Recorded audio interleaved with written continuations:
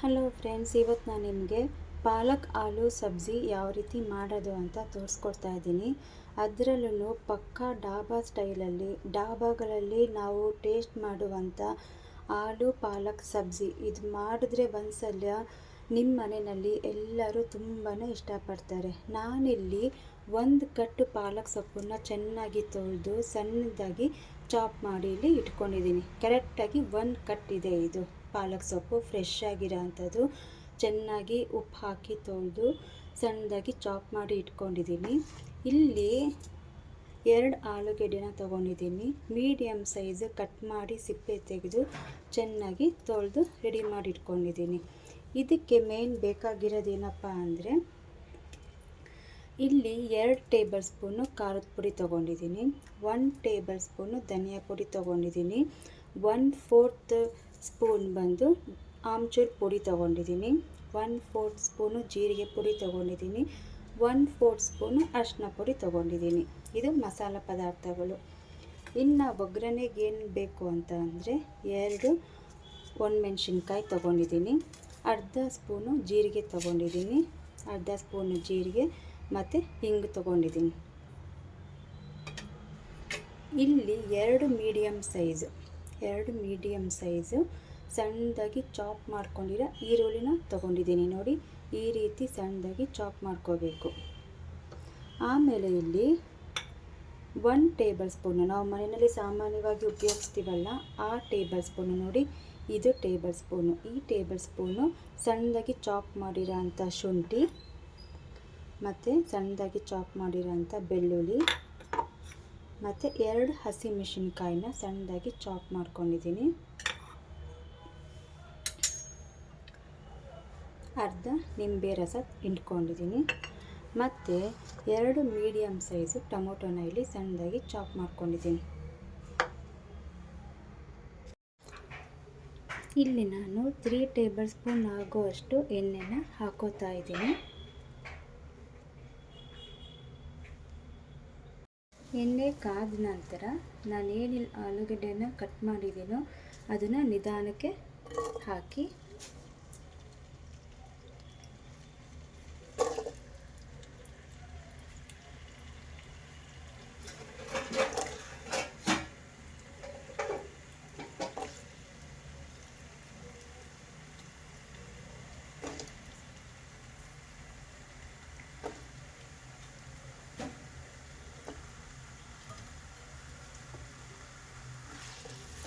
ಎಣ್ಣೆನಲ್ಲೇ ಈ ಆಲೂಗೆಡ್ಡೆ ಚೆನ್ನಾಗಿ ಬೇಯಬೇಕು. 90% ಆಲೂಗೆಡ್ಡೆ ಎಣ್ಣೆನಲ್ಲೇ ಚೆನ್ನಾಗಿ ಬೇಯಬೇಕು. ಅಲ್ಲಿವರೆಗೂ ಇದನ್ನು ಫ್ರೈ ಮಾಡ್ಕೊಳ್ಳಿ. ನೋಡಿ, ಈ ರೀತಿ ಆಲೂಗೆಡ್ಡೆ ಎಣ್ಣೆಯಲ್ಲಿ ಚೆನ್ನಾಗಿ ಬೇಯಬೇಕು. ಇದು ಬೆಂದಿದೆ ಅಂತ ಹೇಗೆ ತಿಳ್ಕೊಳ್ಳೋದು ಅಂದರೆ, ಇಲ್ಲೊಂದು ನಾನು ಟೂತ್ಪಿಕ್ ತೊಗೊಂಡಿದ್ದೀನಿ. ಜಸ್ಟ್ ಇದನ್ನು ಹೀಗೆ ಪ್ರಿಕ್ ಮಾಡಿದಾಗ ನೋಡಿ ಈಸಿಯಾಗಿ ಈ ಥರ ಹೋಗುತ್ತೆ. ಸೊ ಈಗ ಇದು ಆಲೂಗೆಡ್ಡೆ ಚೆನ್ನಾಗಿ ಬೆಂದಿದೆ ಎಣ್ಣೆಯಲ್ಲಿ. ಇದನ್ನು ನಾವು ಒಂದು ಪ್ಲೇಟ್ಗೆ ತೆಗೆದಿಟ್ಕೊಳ್ಳೋಣ.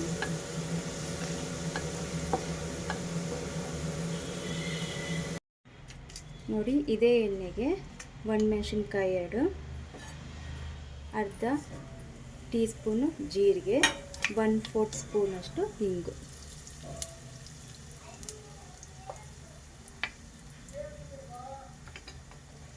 ಜೀರಿಗೆ ಸ್ವಲ್ಪ ಗಮ್ ಅಂತಿದ್ದಂಗೆ 2 ಮೀಡಿಯಮ್ ಸೈಜು ಹೆಚ್ಕೊಂಡಿರೋ ಈರುಳ್ಳಿ,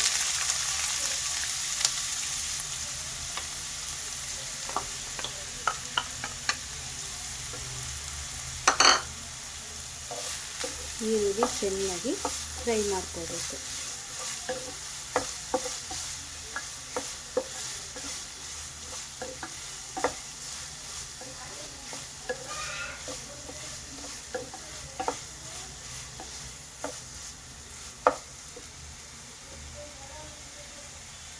ಇದಕ್ಕೆ ಸ್ವಲ್ಪ ಉಪ್ಪನ್ನ ಸೇರಿಸ್ತಾ ಇದ್ದೀನಿ, ಈರುಳ್ಳಿ ಬೇಗ ಬೇಯೋದಕ್ಕೆ.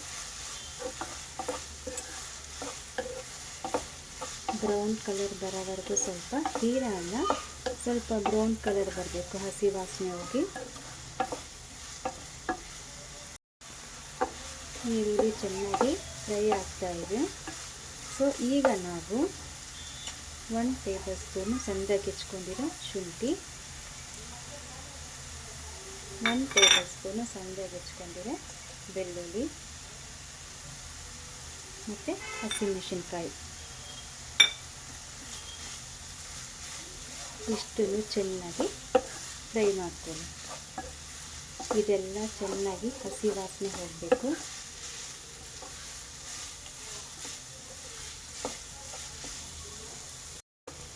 ನೋಡಿ, ಎಲ್ಲ ಚೆನ್ನಾಗಿ ಹಸಿ ವಾಸನೆ ಹೋಗಿ ಈರುಳ್ಳಿ, ಬೆಳ್ಳುಳ್ಳಿ, ಶುಂಠಿ, ಹಸಿಮೆಣಸಿನ್ಕಾಯಿ ಎಲ್ಲನೂ ಫ್ರೈ ಆಗಿದೆ. ಈಗ ನಾವು ಇದಕ್ಕೆ ಮಸಾಲ ಪದಾರ್ಥಗಳು ಹಾಕೊಳ್ಳೋಣ. ಮತ್ತೆ ಹೇಳ್ತಿದ್ದೀನಿ, ಇದಕ್ಕೆ 1/4 ಸ್ಪೂನಷ್ಟು ಅರಿಶಿನ ಪುಡಿ, 1/4 ಸ್ಪೂನಷ್ಟು ಆಮ್ಚೂರು ಪುಡಿ, 2 ಟೇಬಲ್ ಸ್ಪೂನಷ್ಟು ಅಚ್ಚ ಖಾರದ ಪುಡಿ, 1 ಟೇಬಲ್ ಸ್ಪೂನಷ್ಟು ಧನಿಯಾ ಪುಡಿ, 1/4 ಸ್ಪೂನಷ್ಟು ಜೀರಿಗೆ ಪುಡಿ ಇಷ್ಟನ್ನು ಹಾಕ್ಕೊಂಡು ಚೆನ್ನಾಗಿ ಫ್ರೈ ಮಾಡ್ಕೊತಾ ಇದ್ದೀನಿ. ಇದಕ್ಕೆ ನಾವು ಈ ಮಸಾಲ ಪದಾರ್ಥಗಳು ಹಾಕಿದ್ಮೇಲೆ ಸ್ವಲ್ಪ ಡ್ರೈ ಆಗುತ್ತೆ. ನಾನಿಲ್ಲಿ ಸ್ವಲ್ಪ ಬಿಸಿನೀರನ್ನ ಹಾಕೋತಾ ಇದ್ದೀನಿ. ನೋಡಿ, ಸ್ವಲ್ಪ ಬಿಸಿನೀರನ್ನು ಹಾಕ್ಕೊಂಡಿದ್ದೀನಿ. ಆಗ ಮಸಾಲ ತುಂಬ ಡ್ರೈ ಆಗಲ್ಲ ಮತ್ತು ಕಲರ್ನು ಸಹ ಹಿಡಿಯಲ್ಲ. ಈಗ ಈ ಮಸಾಲ ಪದಾರ್ಥಗಳೆಲ್ಲ ಚೆನ್ನಾಗಿ ಹಸಿ ವಾಸನೆ ಹೋಗಬೇಕು. 1-2 ನಿಮಿಷ ಇದ್ರಲ್ಲೇ ಬೇಯೋದಕ್ಕೆ ಬಿಡೋಣ. ನೋಡಿ, ಈ ಹಂತಕ್ಕೆ ಬಂದಮೇಲೆ ನಾವೇನು ಸಣ್ಣದಾಗಿ 2 ಮೀಡಿಯಮ್ ಸೈಜ್ ಟೊಮೊಟೊನ ಚಾಪ್ ಮಾಡಿ ಇಟ್ಟಿರ್ತೀವೋ ಅದನ್ನು ಇದಕ್ಕೆ ಹಾಕೊಳ್ಳೋಣ.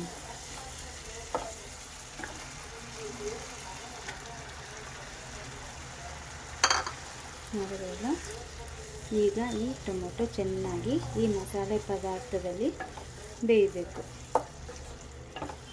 ಚೆನ್ನಾಗಿ ಟೊಮೊಟೊ ಎಲ್ಲ ಸ್ಮ್ಯಾಶ್ ಈ ಥರ ಆಗಬೇಕು. ಈ ಮಸಾಲೆ ಜೊತೆಗೆ ಹೊಂದ್ಕೊಂಡು ಚೆನ್ನಾಗಿ ಬೇಯಬೇಕು.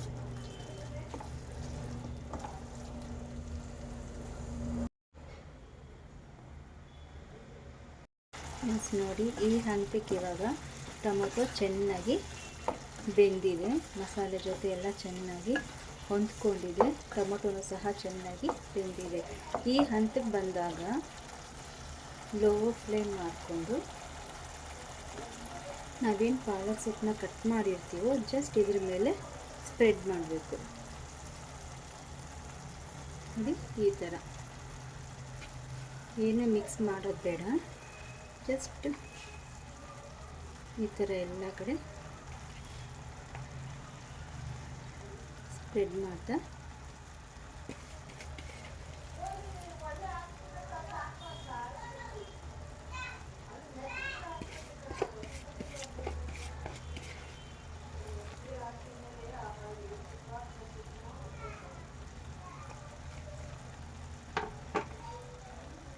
ಈಗ ಅದನ್ನು ಲಿಡ್ಡಿಂದ ಮುಚ್ಚಿಬಿಡೋಣ. 1-3 ಮಿನಿಟ್ಸ್ ಹೀಗೆ ಬಿಟ್ಬಿಡೋಣ.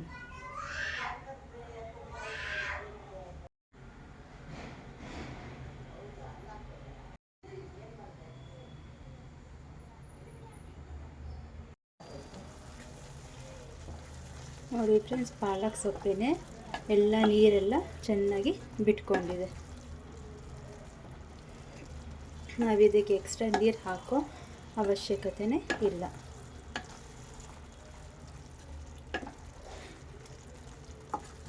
ನೋಡಿದ್ರಲ್ಲ, ಎಲ್ಲ ಚೆನ್ನಾಗಿ ಸೊಪ್ಪು ಹಬೆನಲ್ಲೇ ಚೆನ್ನಾಗಿ ಬೆಂದಿದೆ.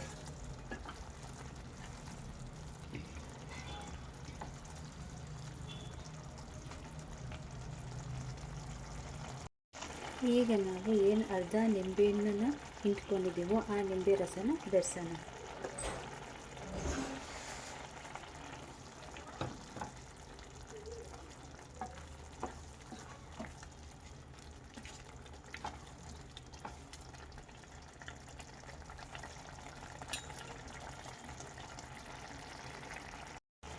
ಈಗ ನಾವು ಏನು ಆಲೂಗಡ್ಡೆನ ಫ್ರೈ ಮಾಡ್ಕೊಂಡಿರ್ತೀವಲ್ಲ ಅದನ್ನು ಇದಕ್ಕೆ ಬೆರೆಸೋಣ.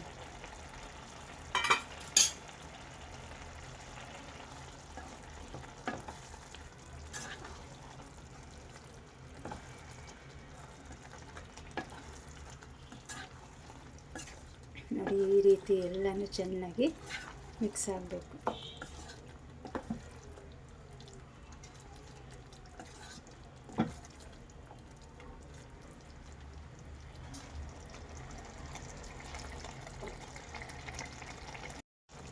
ಈಗ 1/4 ಸ್ಪೂನಷ್ಟು ಫ್ರೆಶ್ ಆಗಿರೋ ಗರಂ ಮಸಾಲ,